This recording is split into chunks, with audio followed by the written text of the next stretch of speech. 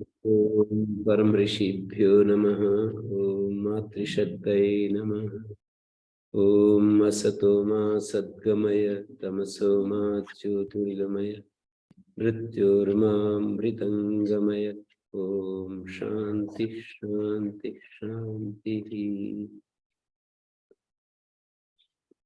उपनिषद कक्षा 347 बृहदारण्यक उपनिषद की 72वीं कक्षा, तीसरे अध्याय के 9वें ब्राह्मण के अंतिम में जो शास्त्रार्थ है, एक प्रकार से अत्र इदम विचार्यते। यहाँ पर आनंद शब्दो लोके सुखवाची प्रसिद्ध, तीसरे अध्याय के 9वें ब्राह्मण का पूरा हो गया था। उसके बाद अब ये शास्त्रार्थ विज्ञानम आनंदम ब्रह्म रातिर धातु परायणम तिष्ठमानस्य तद्विदा, ये तेजस्वी वचन पर हमने काफी विचार किया कि इस कर्म रातेर धातु परायणम, राति मानी धन, धन के दाता का आश्रय है। धन तो कई प्रकार के हैं, जो देने वाले का आश्रय है और जो बस शांत होकर चुप हो जाता है उसका भी आश्रय है। और गीता की भाषा में कहें तो दोनों एक हो जाते हैं। माने जो अंदर से बिल्कुल अकर्म की स्थिति में है उसका भी आश्रय है, और अकर्म की स्थिति होकर के जो बांट रहा है उसका भी आश्रय।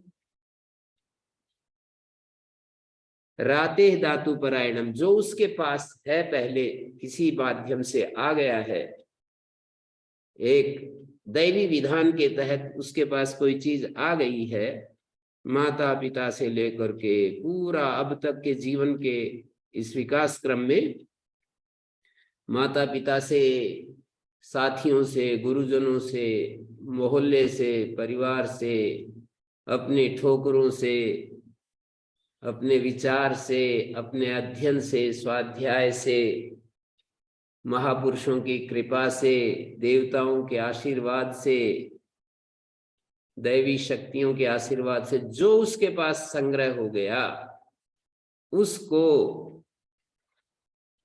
समष्टि का समझकर या भगवान का समझकर या उसको माया मात्र समझकर, उसको अपने अपने साथ उसका स्पर्श न करते हुए, अपने साथ उसको न संबद्ध करते हुए उसको बांटते रहना, उसका भी वो आश्रय। जो इस तरह से बांट रहा है, दिख रहा है बांटता हुआ, वो तो बांटने वाला क्या है, कुछ भी नहीं, लेकिन दिख रहा है लोगों को, तो उसका भी वो परम आश्रय है परमात्मा।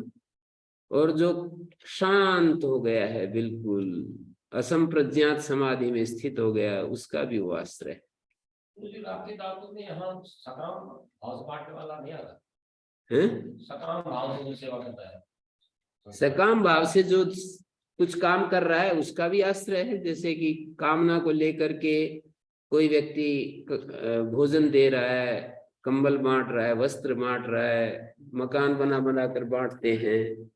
कितने लोग जो है ना ऐसे बड़े बड़े भी करते हैं, लाखों घर बना बना करके लोगों को दे देते हैं कि हमारी कीर्ति बढ़े, यश बढ़े, तो उसका भी आश्रय है। और गीता की तरह से यदि देखें तो माने जो उसके पास आ गया है और उसको दूसरों की सेवा में लगा रहा है, स्वामी शरणानंद जी की भाषा में कहें तो यूं कहेंगे कि एक विधान के तहत उसके पास जो कुछ इकट्ठा हो गया है, एक विधान के तहत उसके पास जो इकट्ठा हो गया है उसका भी वो आश्रय है। ऐसे कह रहे हैं। और ब्रह्मविद जो ठहर गया है, तिष्ठ मानस का मतलब ठहर गया है, और जो गति में है, कर्म करने में गति चाहिए, तो गति में है उसका भी आश्रय है, और जो ठहर गया है उसका भी। अंदर से ठहरना और बाहर से गति में होना, दोनों को इकट्ठा कर दे तो ये ऐसे हो जाएगा कि दोनों स्थितियों में वो आश्रय है। तो आत्मा जो है, ब्रह्म जिसको कहते हैं, आत्मा जिसको कहते हैं, वो इन दोनों स्थितियों में आश्रय बनता है। जब हम कर्म में लगे हुए दिखाई देते हैं तो भी वो आश्रय है, क्योंकि उसके बिना हमारे कर्म हो नहीं सकते हैं। हमारे अंदर जीवनी शक्ति जिसको हम कहते हैं वो कैसे काम करेगी, बुद्धि कैसे काम करेगी चैतन्य के बिना। लाइट नहीं है तो लाइट जो है, कंप्यूटर जब कुछ काम कर रहा है तब भी लाइट आश्रय बनती है, और कंप्यूटर केवल ओपन है, काम नहीं कर रहा है, तो भी लाइट उसका आश्रय बनती है, कंप्यूटर का आश्रय बनती है। कंप्यूटर काम कर रहा है, बहुत सारा काम उसको मिल रहा है करने के लिए, तो भी लाइट कंप्यूटर का आश्रय है। और कंप्यूटर काम नहीं कर रहा है और केवल है मात्र है, तो भी लाइट उसका आश्रय बनी हुई है। मानी कंप्यूटर ओपन है। वर्किंग मोड में है या स्टैंड बाई हैं? वर्किंग मोड में है या स्टैंड बाई मोड में? हाँ, वर्किंग मोड और स्टैंड बाई मोड दोनों ही अवस्थाओं में विद्युत तो आश्रय बनी हुई है ना कंप्यूटर का। यदि कंप्यूटर मतलब विद्युत ना हो तो वर्किंग मोड भी नहीं होगा, स्टैंड बाई मोड भी नहीं होगा ना। तो ऐसे ही आत्म तत्व हमारा आश्रय बना हुआ है। आत्म तत्व हम जब कर्म की स्थिति में होते हैं तो भी आश्रय बना हुआ है, और हम जब केवल मात्र है मात्र स्थिति में होते हैं, बीइंग स्टेट में होते हैं, तो भी ब्रह्म हमारा आश्रय बना हुआ है। बिकमिंग स्टेट में है तो भी ब्रह्म हमारा आश्रय बना हुआ है। बीइंग स्टेट और बिकमिंग दो स्टेट कल्पना की जा सकती हैं। बीइंग स्टेट का मतलब है मात्र, और बिकमिंग स्टेट का मतलब जब हम कुछ अपनी ऊर्जा है, अपनी ऊर्जा का हम किसी न किसी कर्म में उपयोग कर रहे हैं। मानी हम अपने रूप को अलग अलग रूपों में फैला रहे हैं। अपने ज्ञान को, अपनी बुद्धि को, अपनी शक्ति को जब हम फैला रहे हैं तो भी। तो गुरु जी जो प्रश्न किया था उसका सीधा उत्तर तो है किसका? कि ये जो है मतलब ये बताया ना कि किस कौन एनम जनयत पुनः, वो ब्रह्म इस मूल से वो पैदा होता है, यही उत्तर दिया है। आखिर में तो यही बताया ना, विज्ञानम आनंदम। ये वाक्य पूरा ऐसा होगा, जो सबका परमाश्रय है उसी मूल से ये मनुष्य पैदा हो जाता है। जो प्रश्न था कि किस मूल से मनुष्य दोबारा पैदा हो जाता है, तो आखिरी में जो बताया कि विज्ञानम आनंदम ब्रह्म, ये एक ब्रह्म तत्व का स्वरूप है जो कि कर्मियों का भी आश्रय है और ज्ञानियों का भी आश्रय है। इस संसार में दो तरह के लोग हैं, कर्मपरायण और ज्ञान में लगे हुए लोग। मतलब कर्मपरायण का मतलब है शास्त्र विहित, अपनी कामनाओं को लेकर, शास्त्र अनुमोदित कामनाओं को लेकर के जो लगे हुए हैं उनका भी ब्रह्म आश्रय है। और जो त्याग प्रतिष्ठ हो गए हैं, केवल शांत हो गए हैं, अपने स्वरूप में प्रतिष्ठित हो गए, उनका भी ब्रह्म आश्रय है। तो दोनों का ही ब्रह्म आश्रय है। उसी ब्रह्म से मरने के बाद फिर पैदा हो जाते हैं। ये वाक्य बनेगा पूरा। इसमें किसी का कुछ प्रश्न है, प्रश्नव्य है, कुछ पूछने लायक है, कुछ बात तो पूछेगा। बात तो बहुत ही अच्छी कह दी है।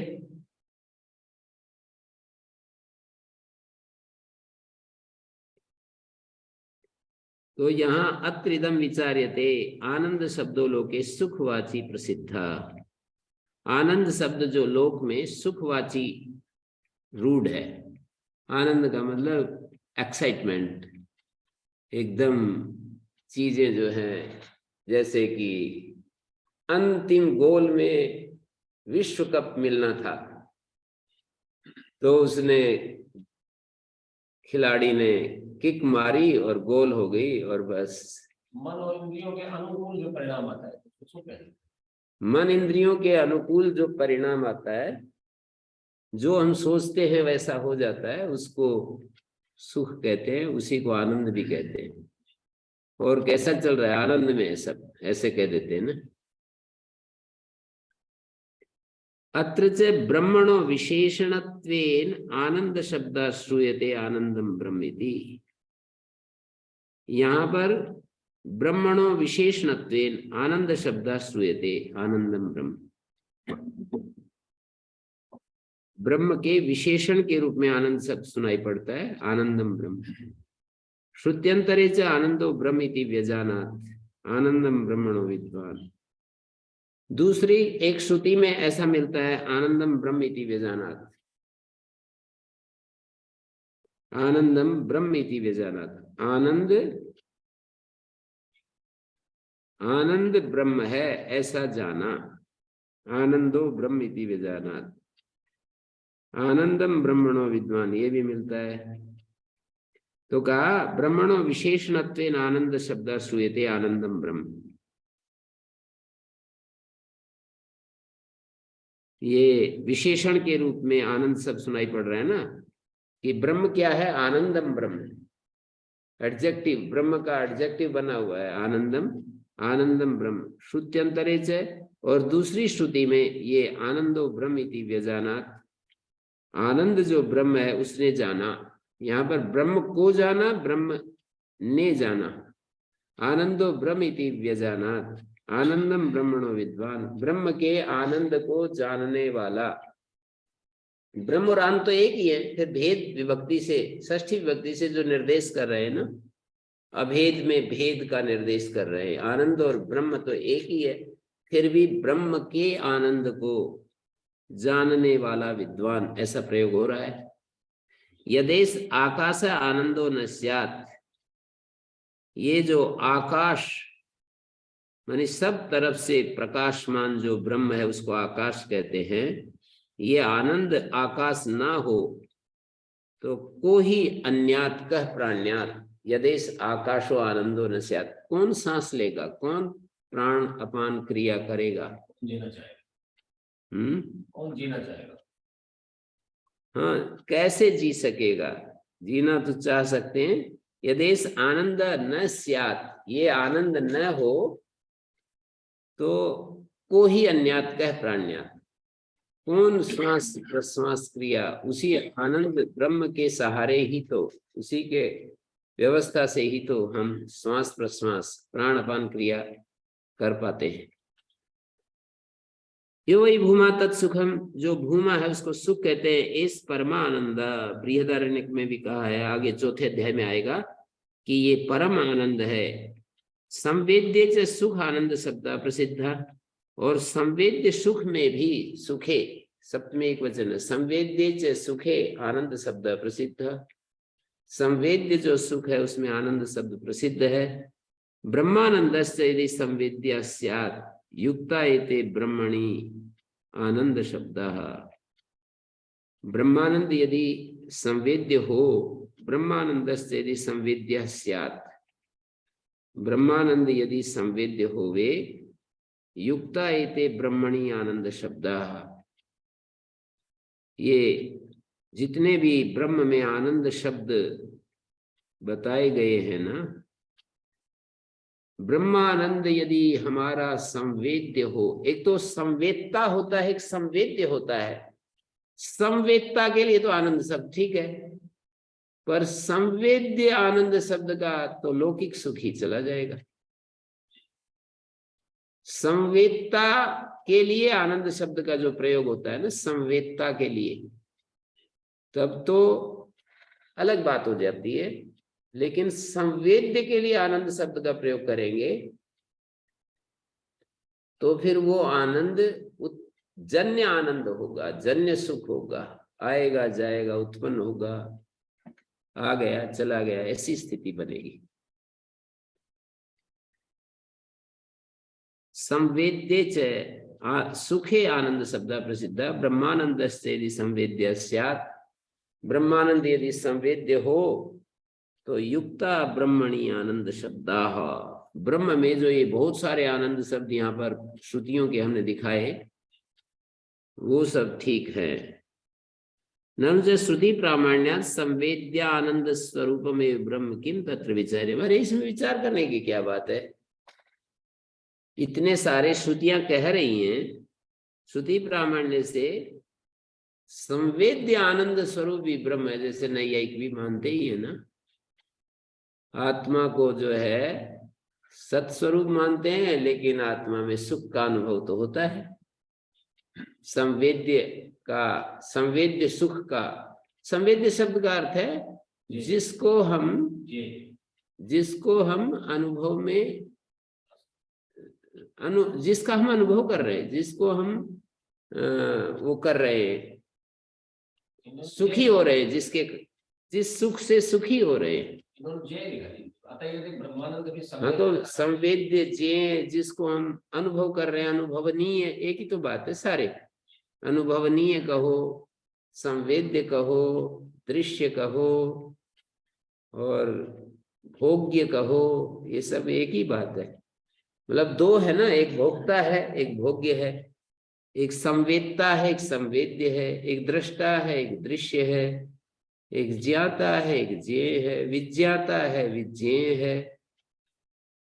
तो भोक्ता भोग्य, तो जब आनंद भोग्य होता है, संवेद्य होता है, वही उसी रूप में श्रुति प्रामाण्य से संवेद्य आनंद स्वरूप में ब्रह्म किम तत्र विचार्य। इसमें विचार करने की बात ही क्या है कि श्रुति प्रामाण्य से वो जो है आनंद संवेद्य रूप है, ज्ञेय रूप है, दृश्य रूप है, भोग्य रूप है। पूर्व पक्षी चल रहा है, इसमें विचार करने की क्या बात है? पूर्व पक्षी ऐसा कह रहा है। कहते हैं नहीं नहीं, विरुद्ध श्रुति वाक्य दर्शनात्, श्रुति वाक्य विरुद्ध भी दिखाई देते हैं ना। सत्यम आनंद शब्दों ब्रह्मणि श्रूयते, कहते ये बात आनंद शब्द ब्रह्म में सुनाई पड़ रहा है। विज्ञान प्रतिषेधस्य एकत्वे, और विज्ञान का प्रतिषेध भी किया गया है। यत्र तु सर्वम आत्मा एव भूतकेन कम पश्येत, ऐसा भी वाक्य सुनने को मिलता है ना कि आनंद शब्दों ब्रह्मणि श्रूयते। ये तो ठीक है कि आनंद शब्द ब्रह्म में सुनाई पड़ रहा है। विज्ञान प्रतिषेधश्च एकत्वे, और आनंद और ब्रह्म के एकत्व मान करके ही तो विज्ञान का प्रतिषेध हो रहा है। विज्ञान प्रतिषेधश्च एकत्वे, आनंद और ब्रह्म ये एक ही है, दो चीज नहीं है। एडजेक्टिव और क्वालिफायर और क्वालिफाइड जो दो चीज होती हैं, तो उनको स्पष्ट हम लोग में व्यवहार में जानते हैं ना। लाल वस्त्र लाल अलग चीज है, वस्त्र अलग चीज है। नील कमल नील अलग चीज है, कमल अलग चीज है। यहाँ वैसा आनंद नहीं है कि आनंद अलग है और ब्रह्म एक अलग है। यदि ऐसा मानने लगेंगे तो फिर ये आनंद शब्द ब्रह्म का स्वरूप नहीं होगा। आनंद एक जन्य चीज होगी जो विषय इंद्रिय के संयोग से आत्मा में सुख पैदा होता है, वो चीज होगी। आत्मा का स्वरूप आनंद नहीं हो सकता है, जैसा कि उपनिषद कहना चाहता है कि आनंद आत्मा का स्वरूप है। बाकी तो ऐसा भी मानते ही है ना व्यवहार में कि आनंद जो है एक पैदा होने वाली चीज है।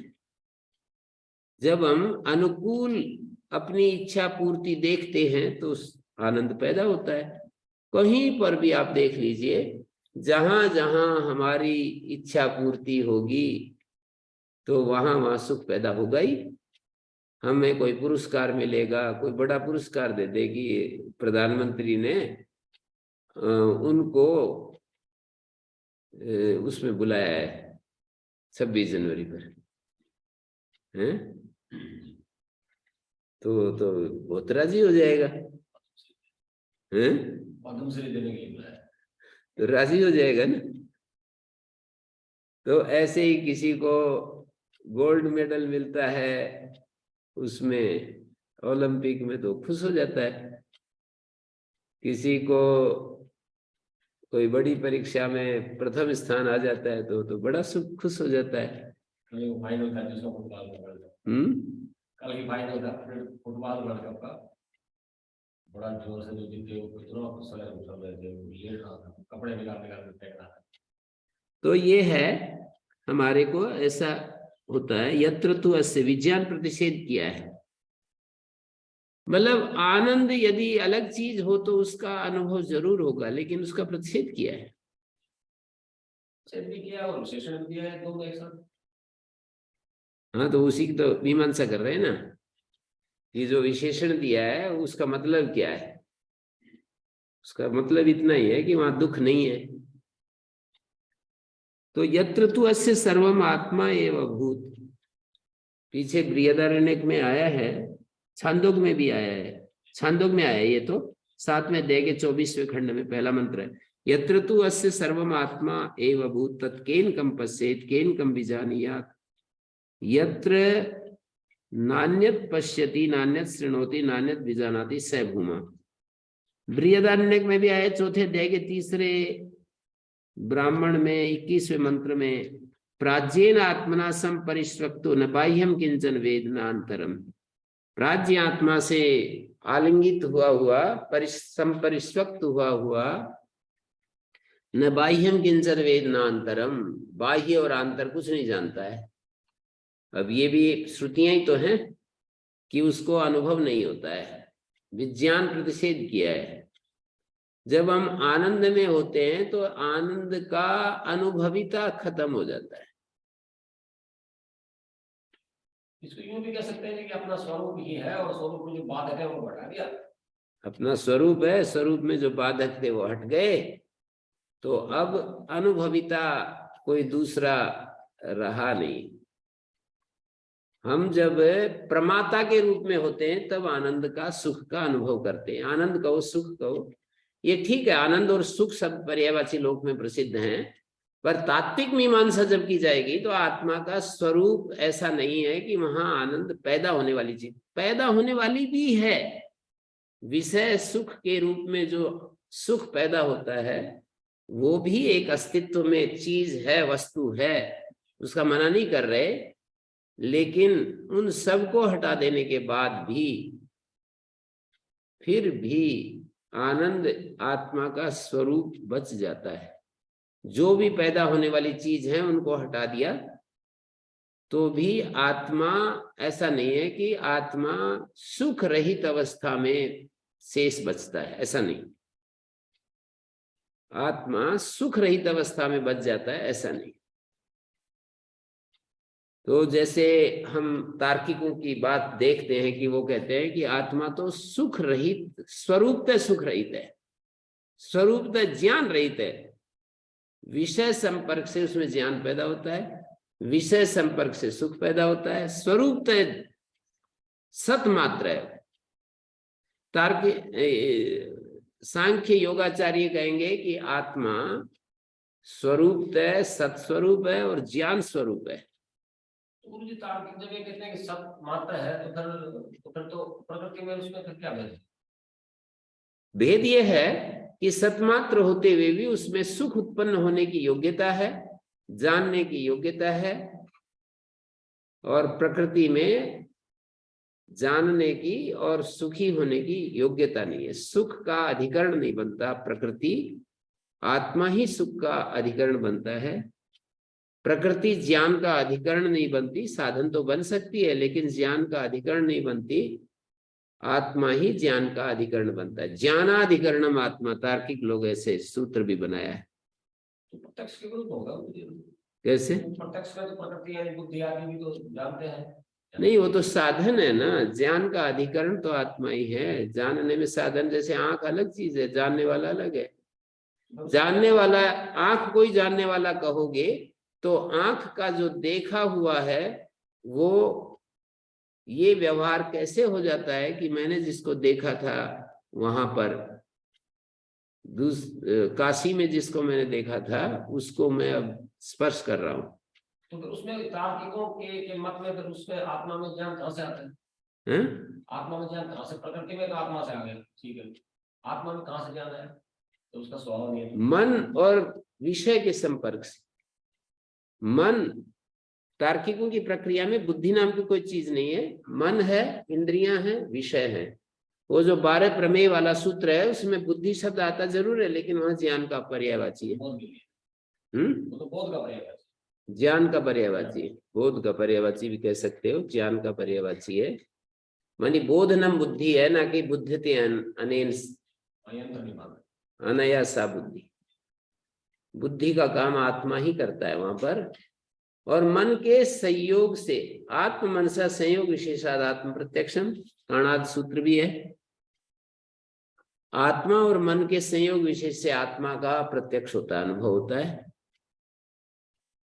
तो आत्मा और मन के संयोग से विषय का बोध होता है। और ज्ञान गुरु जी स्वरूप में ना तो आत्मा में होंगे मतलब, ना ही प्रकृति में, तो ज्ञान आएगा संयोग संपर्क से आया ना, उत्पन्न हो गया, उत्पन्न होता हुआ मानते हैं। भाव से भाव है।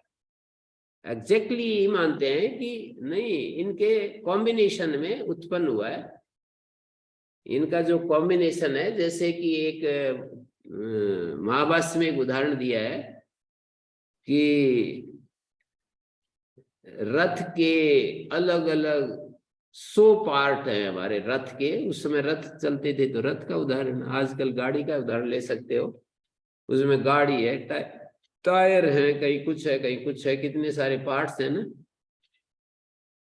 एक एक में कहीं पर भी गति नहीं है, कॉम्बिनेशन में गति उत्पन्न हो जाती है।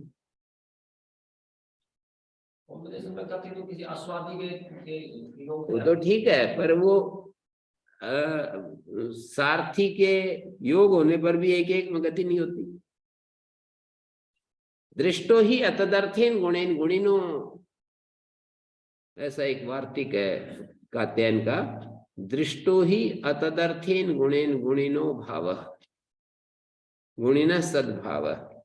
देखा गया है कि अतदर्थ गुण से भी गुणी की वो स्थिति हो जाती है। जो एक एक अवयव में जो चीज नहीं देखने को मिलती समुदाय में, उन्हीं चीजों के समुदाय में वो चीज देखने को मिलती है।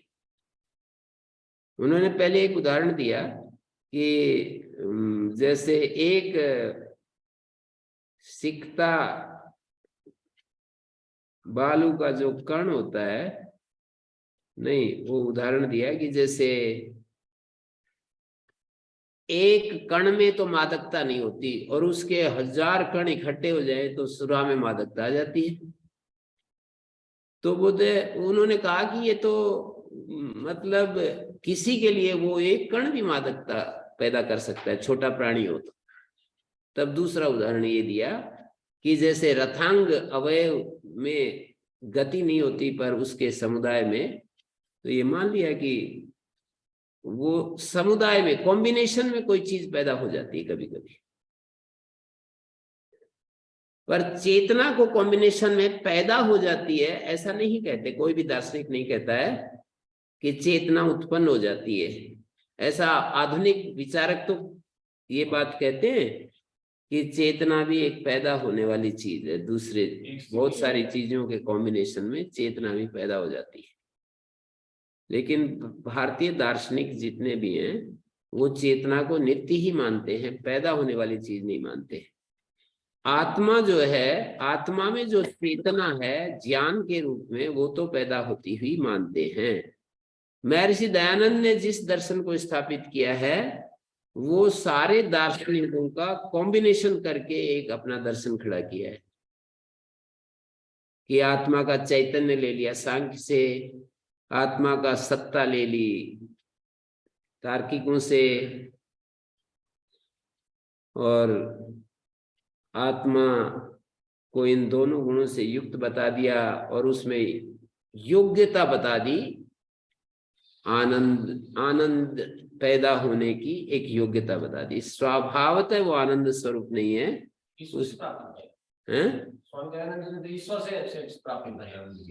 मैं वही कह रहा हूं कि स्वभावतः उसमें आनंद नहीं है, वो आनंद ईश्वर के साथ संबद्ध होने से उसमें वो आनंद पैदा होता है।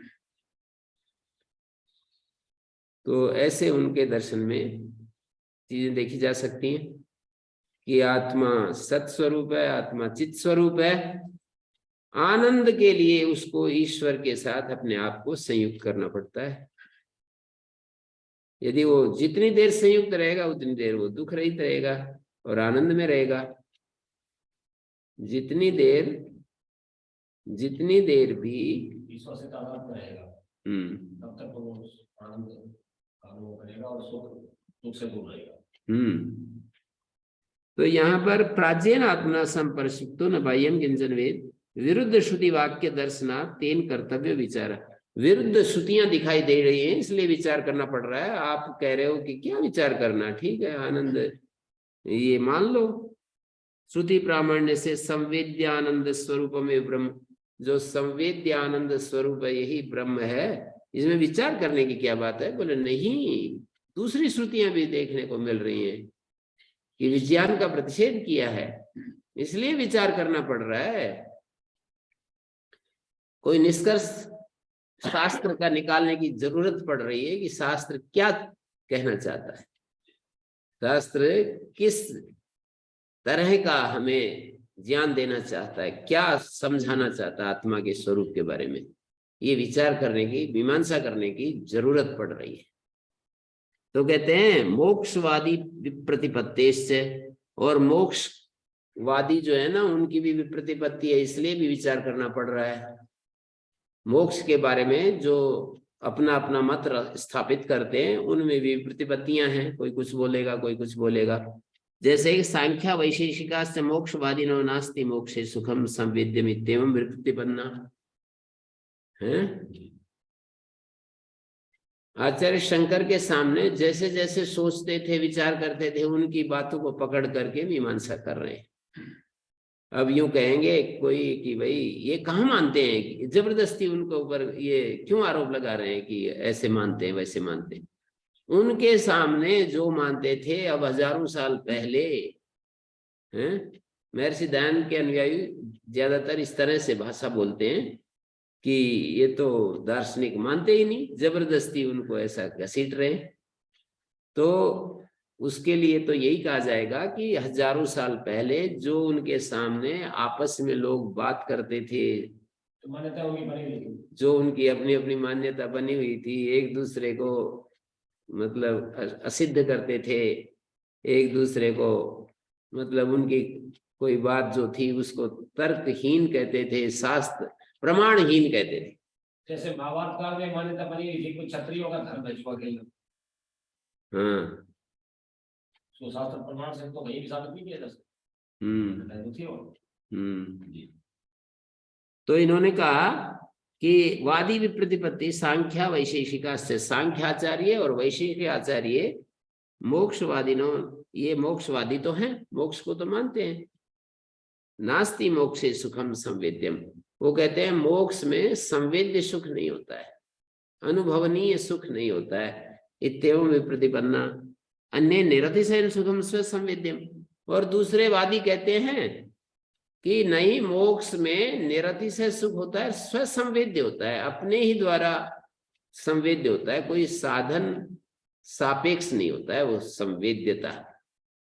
जैसे हमारे को किसी भोजन का सुख लेना है तो भोजन सापेक्ष सुख होगा, वो रसना का जो सुख है भोजन सापेक्ष होगा, और हमारे रूप का सुख लेना है तो रूप सापेक्ष होगा, स्पर्श का सुख लेना है तो किसी स्पर्श जिसका हम स्पर्श करते हैं उसके सापेक्ष होगा, और जो गंध का सुख लेना है तो कोई गंध वाली चीज के सापेक्ष होगा, और किसी सुंदर गाने आदि का सुख लेना है तो उस गाने से सापेक्ष होगा, शब्द का सुख।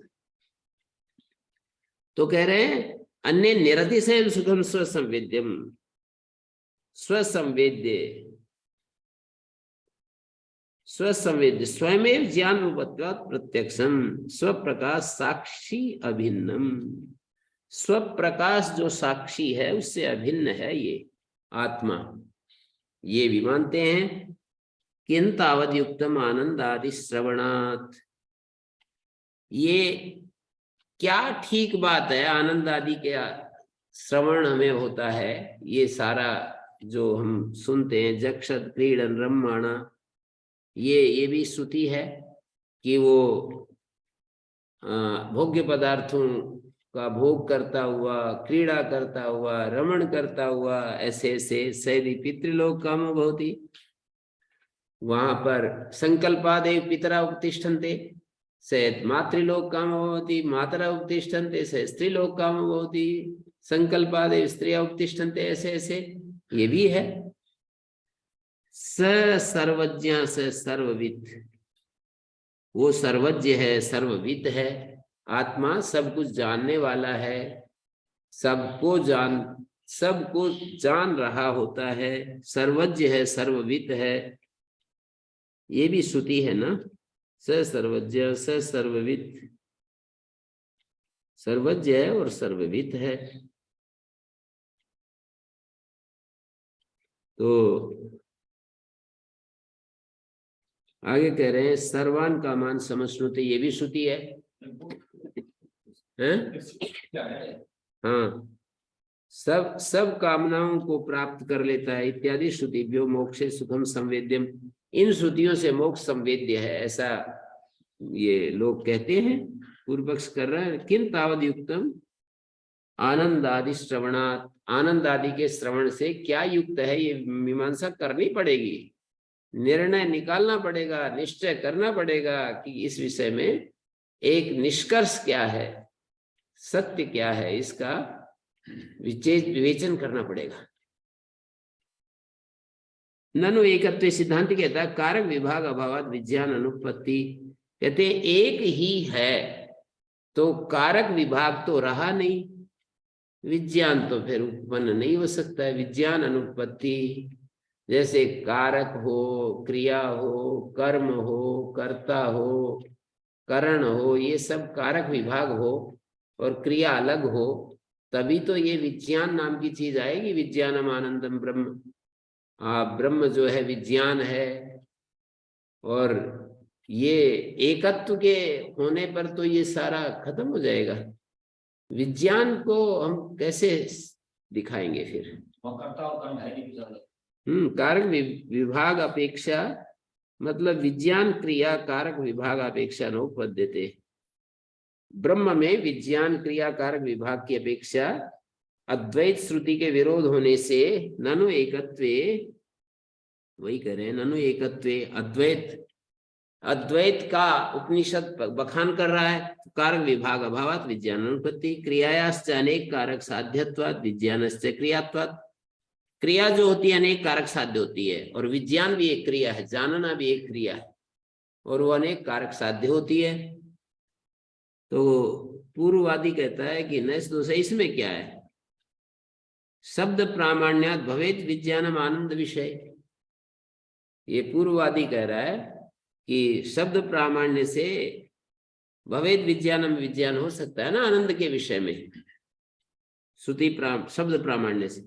विज्ञानम आनंदम इत्यादि आनंद स्वरूप से असंवेद्यत्वे अनुपन्नानि वचनानि इति अवोचाम, और हमने ये भी बतलाया कि विज्ञानम आनंदम इत्यादि आनंद स्वरूप से असंवेद्यत्वे अनुपन्नानि, विज्ञानम आनंदम इत्यादि जो आनंद स्वरूप असंवेद्य होने पर, आनंद का स्वरूप जब असंवेद्य हो गया तो ये वचन ही अनुपन्न हो जाएंगे।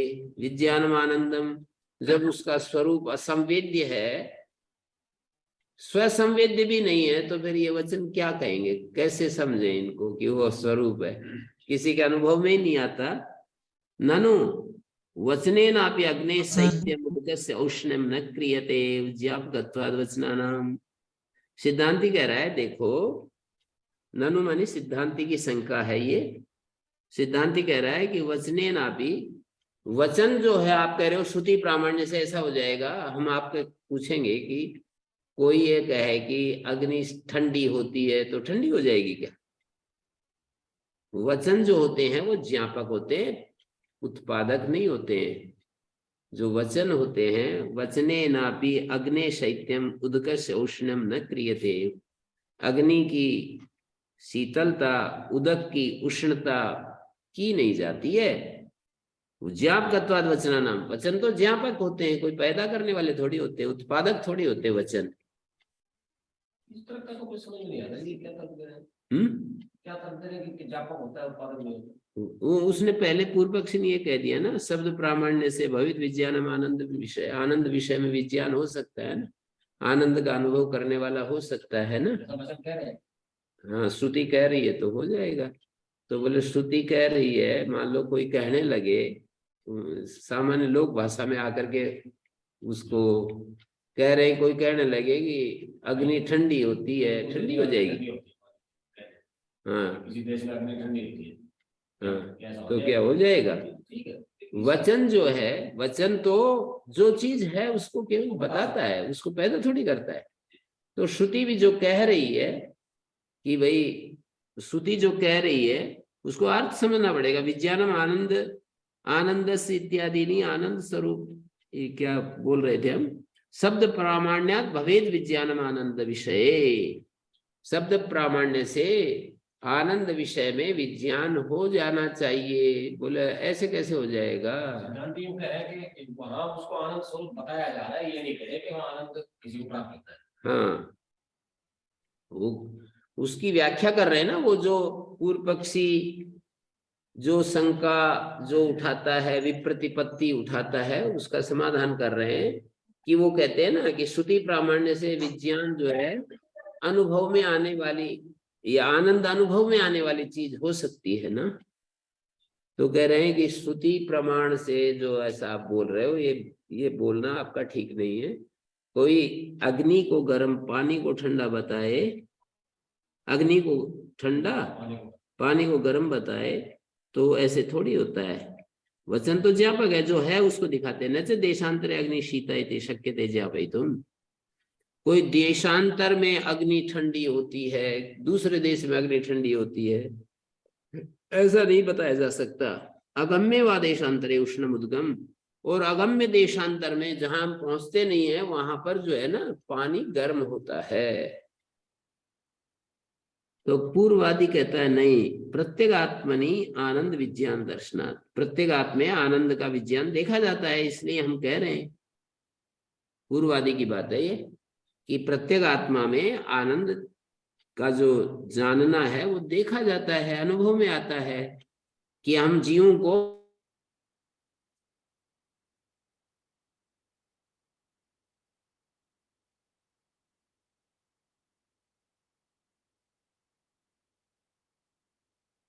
करके तुम कह रहे हो ना, प्रत्यक्ष आदि विरुद्ध अर्थ का प्रतिपादन करने वाले नहीं हैं वो। आप समझ रहे हो गलत, उनको ठीक से समझ लो बस। अनुभूयते, पूर्ववादी कहता है अविरुद्धार्थता, अनुभूयते तू अविरुद्धार्थता, हमारे अनुभव में आती है।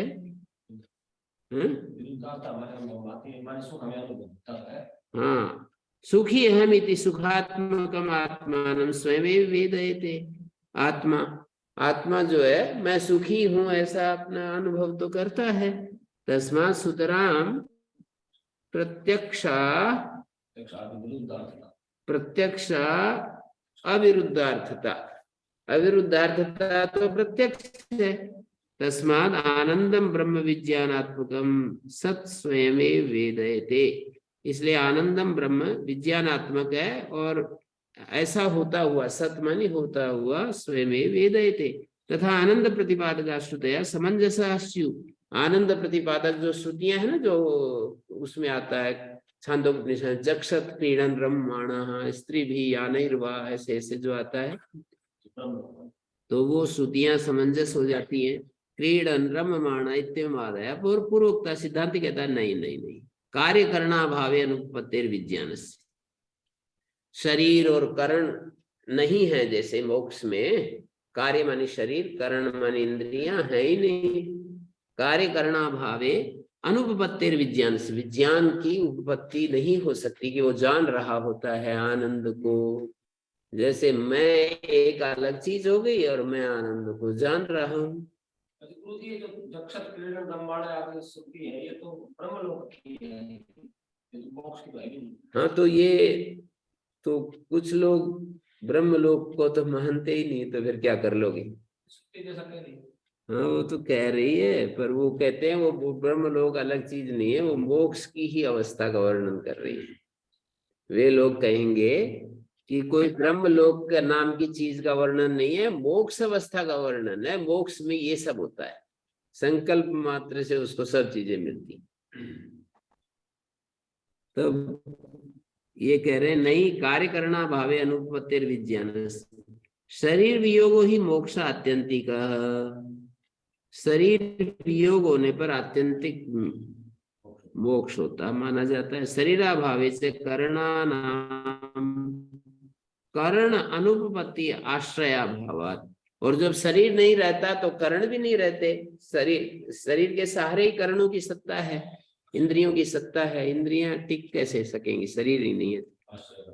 आश्रयाभावात् ततस्य विज्ञान अनुपत्तिर अकार्य करणत्वात्, इसलिए विज्ञान को सिद्ध नहीं किया जा सकता कि विज्ञान मोक्ष में विज्ञान होता रहता है, मतलब जानता रहता है वो कि वो ये सूर्य है, ये चंद्रमा है, ये है, वो है, और ये सब चीजें जो है ना वो जानता रहता है, ऐसा नहीं मानते हैं आचार्य। तो मतलब इनका अपना क्या मानना है, श्रुतियों का जो अर्थ जो सी रूप में समझ रहे हैं कि वहां ज्ञान नाम का, विज्ञान नाम की कोई अलग चीज नहीं रहती है।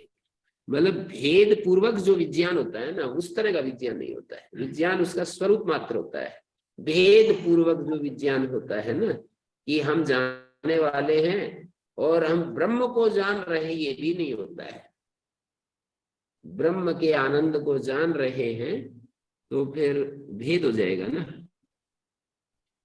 ततस्य विज्ञान अनुपत्ति अकार्य, देहादि अभावे से विज्ञान उत्पत्तो, देहादि के अभाव में विज्ञान उत्पन्न हो। सर्वेशम कार्य करणोपादान अनर्थक के प्रसंगा, देहादि के अभाव में विज्ञान उत्पन्न हो तो सभी के ये जो कार्य कारण है ना, इनकी अनर्थकता है। एकत्व विरोधाच, और एकत्व का भी विरोध श्रुतियों में आता रहता है कि एक ही है, एकमेव अद्वितीयम आदि एकत्व विरोधाच। परम चेत ब्रह्म आनंदात्मकम आत्मानं नित्य विज्ञानंदा, नित्य विज्ञानत्वात् नित्यम एव विजानीयात्। यदि परम ब्रह्म है और आनंदात्मक है, आत्मानं नित्य विज्ञानत्वात्, और अपने को नित्य विज्ञान स्वरूप नित्यम एव विजानीयात्, नित्य ही जानता रहे, इसमें क्या दिक्कत है? कहते इसमें भी दिक्कत है। तन्न संसारी अभी संसार विनिर्मुक्त स्वाभाव्यम प्रतिपद्येत, संसारी व्यक्ति भी अपने संसार से विनिर्मुक्त हुआ अपने स्वभाव को प्राप्त होने लगेगा। संसारी अभी संसार विनिर्मुक्त, संसारी संसार से विनिर्मुक्त हुआ अपने स्वभाव को प्राप्त होने लगेगा। प्रतिपद्येत जलाशय उदकांजलि क्षिप्रो न पृथक्त्वेन व्यवतिष्ठेत, जैसे जलाशय इव उदकांजलि क्षिप्त, जलाशय में जो उदकांजलि भर करके फेंके एक जलाशय में, न पृथक्त्वेन व्यवतिष्ठेत आनंदात्मक ब्रह्म विज्ञानाय, जलाशय में जैसे उदकांजलि को फेंके तो पृथक से थोड़ी रहती है वो, आनंदात्मक ब्रह्म विज्ञानाय। संसारी भी संसार विनिर्मुक्त, संसारी भी संसार विनिर्मुक्त। संसार को छोड़ने के बाद तो संसार ही नहीं जानने लगेगा कि ये ब्रह्म है और ये मैं हूँ। तो ये कह रहे हैं कि जैसे बड़े समुद्र, बड़े जल के समय कोई जल की एक बूंद डाल दे, वो अलग से नहीं रहेगी मैं ये जानने वाली हूँ, ये सब। हाँ ये बात है कि जैसे जलाशय में, ये सप्तमी के एक वचन है, जलाशय संधि हो रही है, जलाशय में जैसे जल की वो फेंक दी जाए अंजलि भर के, तो पृथक से नहीं रहती है कि ये जलाशय है और ये मैं हूं। तो इसी तरह आनंदात्मक ब्रह्म विज्ञान के लिए कोई संसारी अभी संसार विनिर्मुक्त है, संसारी होता हुआ भी संसार से विनिर्मुक्त हुआ अपने स्वभाव को प्राप्त कर लेगा। संसारी अभी संसार विनिर्मुक्त स्वाभाव्यम प्रतिपद्येत, ऐसा नहीं जानेगा कि ये ब्रह्म है और ये मैं, अपने स्वभाव को प्राप्त कर लेगा, ऐसा जाता है कि नहीं, एकत्व बना रहेगा। तदा मुक्त आनंदात्मकम आत्मानं वेदयते तेद अनर्थकम वाक्यम भ्रमात्मकम वाक्यम। अनर्थकम माने मुक्त जो है वो आनंदात्मकम आत्मानं वेदयते, मुक्त पुरुष अपने आप को आनंदात्मक जानता है, ये भ्रमात्मक वचन है। मुक्त पुरुष आनंद स्वरूप अपने को जानता है, ये भ्रमात्मक वचन है। अनर्थकम माने भ्रमात्मकम। मुक्त पुरुष अपने को इस रूप में जानता है कि ये आनंदात्मक, मैं अपने को आनंद स्वरूप जान रहा हूं। अथ ब्रह्मानंदम अन्य सन मुक्तो वेदयते प्रत्यगात्मानं चाहम अस्मि आनंद स्वरूप इति तदा एकत्व विरोध। यदि ये कहें कि ब्रह्मानंदम अन्य सन, अन्य होकर के, ब्रह्मानंद तो अन्य चीज है, अन्य सन मुक्तो वेदयते प्रत्यगात्मानं च अहमस्मि, और मैं प्रत्यगात्मा हूँ, चेतन स्वरूप हूँ, और आनंद स्वरूप ब्रह्म है, उसको मैं अनुभव कर रहा हूँ। अहम प्रत्यगात्मानं च अहम अस्मि आनंद स्वरूप। मुक्त हुआ हुआ अपने आप को, प्रत्यगात्मा तो मैं हुई, ब्रह्मानंदम अन्य सन, अन्य होता हुआ मुक्त होकर के ब्रह्मानंद को अनुभव करता है। प्रत्यगात्मानं च अहम अस्मि, और मैं प्रत्यगात्मा हूँ, इस रूप में आनंद स्वरूप इस रूप में अनुभव करता है। तदा एकत्व विरोधा, तो फिर एकत्व का विरोध आएगा कि मैं अलग हूं और आनंद अलग है और उसका मैं अनुभविता हूं। तथा सदी सर्वश्रुति विरोधा, सारी श्रुतियां खटाई में पड़ जाएंगी। तृतीया च कल्पना नोपपद्यते, और तीसरी कोई कल्पना है नहीं। किंच अन्यत् ब्रह्मणश्च निरंतरम आनंद विज्ञाने विज्ञान अविज्ञान कल्पनानर्थक्यम। और ये बात भी है कि अन्यत् ब्रह्मणः निरंतरात्मानंद विज्ञाने विज्ञान अविज्ञान कल्पनानर्थक्यम। ब्रह्मणश्च निरंतर आत्मानंद विज्ञाने, निरंतर ब्रह्म का आत्मानंद विज्ञान में विज्ञान अविज्ञान कल्पना, विषय विषय विज्ञान अविज्ञान कल्पनानर्थक्यम, माने विषय विषय कल्पना जो है वो व्यर्थ है। निरंतरम चेद आनंद विषय ब्रह्मणो विज्ञानम, यदि ब्रह्म का विज्ञान आनंद विषय निरंतर है, तदेव तस्य स्वभाव यदि आत्मानंदम विज्ञान विजानाति कल्पना, आत्मानंद को जानता है, ये कल्पना नहीं बनेगी। अतद विज्ञान प्रसंगे ही कल्पनाया अर्थवत्वम यथा आत्मानं परम च वेति। अतद विज्ञान प्रसंग, जब पहले नहीं जानता था और फिर वो अपने को और दूसरे को जानता है, ऐसा कहा जाता है। नहीं ईशु आदि आसक्त मनसो निरंतरे ईशु ज्ञान अज्ञान कल्पनाया अर्थवत्वम। कोई आदमी वो बनाने में लगा रहता है ना, पहले जमाने में वो बहुत ही बाण बनाते थे तो बड़े ध्यान से उसको पहनाते रहते थे, तो वो बहुत ध्यान साध्य कार्य। नहीं ईशु आदि आसक्त मनसो निरंतर ईशु ज्ञान अज्ञान कल्पनाया, निरंतर ईशु ज्ञान भी है और उसका अज्ञान भी, ऐसे कल्पना नहीं की जाती। ईशु ज्ञान अज्ञान कल्पनाया अथ विच्छिन्नम आनंदम विजानाति, यदि ये कहें कि विच्छिन्न आनंद को जानता है विज्ञान से, आत्मविज्ञान छिद्रे अन्य विषयत्व प्रसंगा, तो विज्ञान जो है आत्मविज्ञान के छिद्र में अन्य विषयत्व आ जाएगा। आत्मनश्च विक्रियावत्वम ततस्य नित्यत्व प्रसंग, और आत्मा विक्रियावान हो जाएगा। तस्मात् विज्ञानम आनंदम इति स्वरूप अन्वाख्यान पराय श्रुति, इसलिए विज्ञानम आनंदम ब्रह्म जो यहाँ पर कहा है श्रुति में, वो स्वरूप अन्वाख्यान परक है, न कि कोई जन्य आनंद और विज्ञान परक है। आनंद स्वरूप परमात्मा होने के मान है, कभी आनंद को जानेगा कभी नहीं जानेगा, तो हाँ, कभी जानेगा कभी नहीं जानेगा, यही तो विक्रिया है। हाँ, तो ये श्रुति आत्मानंद कृत वेद्यत्वार्थ, आत्मानंद संवेद्यत्वार्थ, माने विज्ञानम आनंदम इति स्वरूप अन्वाख्यान पराय श्रुति न आत्मानंद संवेद्यत्वार्थ। ये नहीं है कि आत्मानंद को अनुभव करने के बारे में ये श्रुतियां बता रही है कि आत्मानंद का अनुभव करना, स्वरूप अन्वाख्यान परक है, न कि संवेद्यत्वार्थ। आत्मानंद का संवेदन करने के लिए जक्षत क्रीडन इत्यादि श्रुति विरोधो असंवेद्यत्वेति चेत, कहते हैं यदि आप ये मानते हो कि आनंद का अनुभव नहीं होता तो ये श्रुति विरुद्ध हो जाएगी, ये श्रुति बाधित होगी। जक्षत क्रीडन वो ब्रह्मलोक में भोग भोगता हुआ, क्रीड़ा करता हुआ, ये सब आता है। कहते सर्वात्म एकत्व यथा प्राप्त अनुवादित्वात्, जब सर्वात्मा एक हो गया तो वो सारे जहां जहां भी कोई राजनेता कुछ सत्ता का सुख ले रहा है और कोई वहां घूम रहा है पहाड़ में कोई और दृश्य देख रहा है बड़े प्यारे प्यारे प्रकृति के, और कोई खिलाड़ियों में खेल खेल रहे, सर्वात्मा ही हो गया तो जहां जो हो रहा है वो सब आत्मा का ही तो है। इस फर्क है ये बात। तो इस उत्तर से ऐसा लगता है कि ये भी उसको ब्रह्मलोक को अलग से नहीं मानते, मोक्ष ही मानते हैं। नहीं, वो तो कई व्याख्याएं हैं, तो उनमें एक व्याख्या ये कर दी कि ये सारा जहां जहां भी जो कर रहे हैं वो सब मैं ही तो कर रहा हूं, पर इसमें ऐसा है कि कोई कहेगा कि फिर दुख भी मेरा ही, और आत्मा का दुख तो होता नहीं। अंत में कहते हैं सर्वात्म भाव मोक्ष स्तुते, सर्वात्म एकत्व यथा प्राप्त अनुवादित्वात्, यथा प्राप्त का अनुवाद मात्र कर रही हैं श्रुतियां।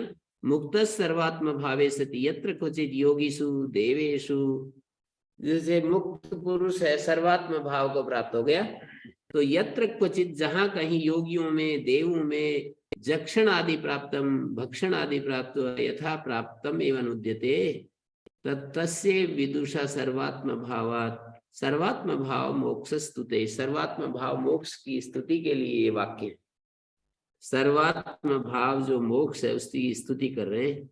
यथा प्राप्त अनुवादित्वे दुखित्वम अपि चेत, देखो वही आ गया, कहते हैं यथा प्राप्त का अनुवाद कर रहे हैं, मेरे मन में जो शंका आई वही आ गई कि फिर यूं कहेंगे कि जो दुख हो रहा है ये भी आत्मा को ही हो रहा है, तो फिर ये तो मोक्ष कहाँ हुआ।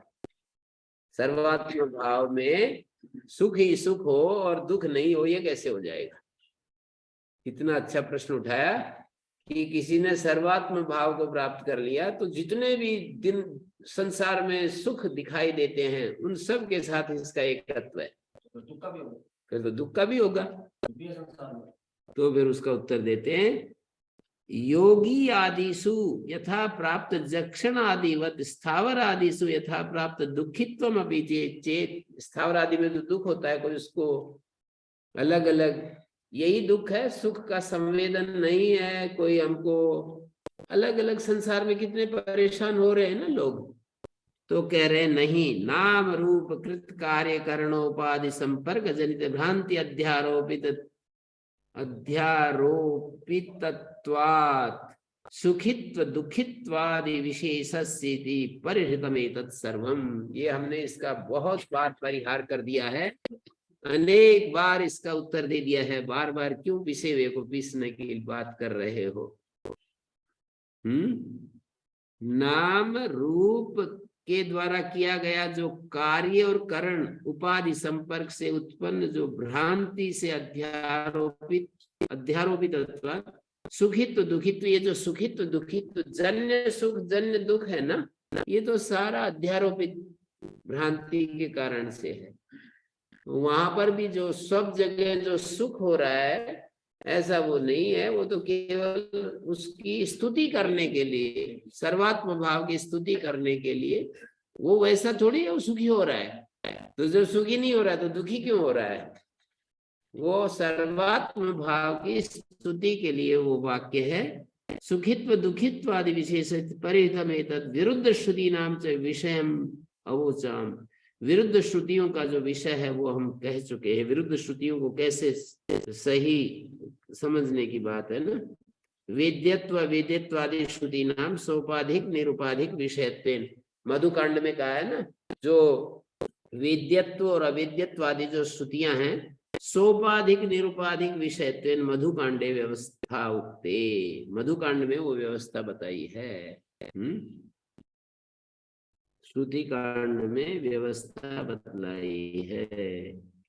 यथा प्राप्त अनुवादित्वे तस्माद् एषोऽस्य परमानन्दा इतिवत् सर्वाणि आनंद वाक्यानि द्रष्टव्यानि, एषोस्य परमानंद, ये जो वाक्य आएगा उसी तरह से ब्रह्मणि आनंद से वेद्यताया दुर्निरूप्यत्वम, ब्रह्म में आनंद का जो अनुभव है वो दुर्निरूप है, उसका व्याख्यान नहीं किया जा सकता, उसको समझाया नहीं जा सकता, समझा नहीं जा सकता। वो कोई अलग आनंद अनुभव होता है ऐसा नहीं, आनंद स्वरूप हम हो जाते हैं। जब हम मुक्त होते हैं तो आनंद स्वरूप हो जाते हैं। तो तद वेद्यताया दुष्प्रतिपादकत्वात् तस्मात् अनतिशय आनंदम अनतिशय आनंदम चित एक तानम वस्तु सिद्धम। निरतिशय आनंद है, चैतन्य है, यही आखिरी में बात ठहरती है। ओम शांति शांति शांति।